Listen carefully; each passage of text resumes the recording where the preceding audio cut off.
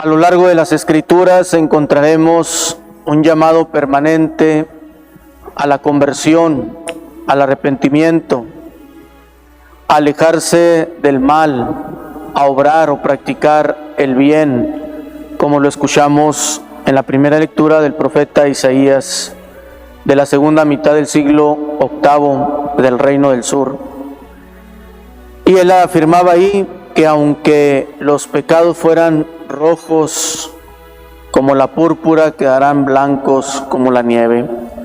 O sea que siempre habrá esperanza desde la misericordia y la bondad de nuestro Dios. Habrá consecuencias si hay obediencia y habrá consecuencias si hay rebeldía o negatividad a la invitación de nuestro Dios.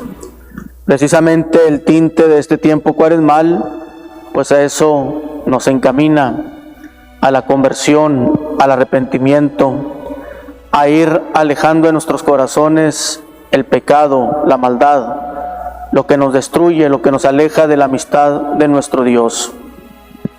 En el caso del Evangelio, el mismo Jesús denuncia la falsedad, la hipocresía, la actitud negativa, en este caso, de los escribas y fariseos.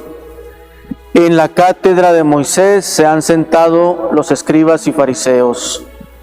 Hagan lo que les dice, pero no imiten sus obras. Que denuncia la doblez de vida. Decir una cosa y obrar otra. La incongruencia lo reprende. ¿Con qué fin? Pues que quiere que seamos de una sola pieza. Y ahí entra precisamente ir desterrando todo lo que sea doblez, hipocresía, falsedad. La gran tentación es buscar aparecer, lucir, buscar el aplauso, buscar el reconocimiento. Que el mayor de ustedes sea su servidor. Hacia allá apunta el por qué Jesús afirma: no se dejen llamar Padre, Maestro o guías. ¿Qué es lo que ha percibido el Señor Jesús en aquellas autoridades judías? Vanidad, el querer aparentar, el pretender, aquí está la clave, ser más que los demás, pretender convertirse en autoridad porque conocen un poquito más de las Escrituras. Entonces no va por el lado que a veces reprenden los hermanos separados. ¿Por qué le dicen al sacerdote padre si la Biblia afirma que no le deben decir padre? La intención que lo plasma Jesús es denunciando al escriba, al fariseo, por pretender ser más que los demás. Incluso en cualquier ministerio o servicio dentro de la iglesia, si no lo vemos en la dimensión de servir, de edificar, ahí nos estaría reprendiendo también el mismo Señor Jesús. No se trata de estar por encima de otros, sino en una actitud de servir. Tan es así que si nos vamos al Evangelio de San Lucas, en el capítulo 16, verso 24, y en el 27 y en el 30, recordemos, es el contexto de aquel rico y el pobre Lázaro. Por lo menos en esos tres momentos se va a dirigir a Abraham como padre, Padre Abraham. Si no fuera así, el mismo Jesús no hubiera utilizado este término de padre, por supuesto. Se estaría contradiciendo.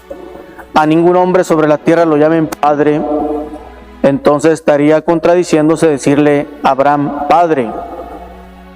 Cuando en el Evangelio de San Mateo, capítulo 4, verso 21, nos presenta a aquellos discípulos que van a ser llamados y que están con su padre Zebedeo, nos referimos a Santiago y a Juan, que estaban remendando las redes junto con su padre.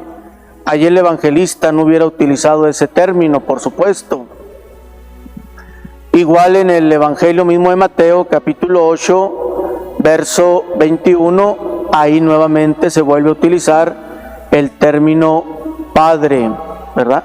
Y si seguimos leyendo en el capítulo 10, verso 37, nuevamente aparece el término Padre, lo cual significa que no es en la manera como los hermanos separados lo quieren utilizar.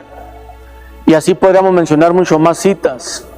Aquí lo que importa es cuidar que por un servicio, un ministerio que el Señor nos ha confiado, no pretendamos estar por encima de otros, no pretendamos que eso nos haga sentir superiores. Entonces sí nos estuviera reprendiendo el Señor de hipócritas, de falsos, de aparentes. Pidámosle al Señor la humildad, la sencillez, y que nos siga concediendo la gracia de ir liberándonos del pecado.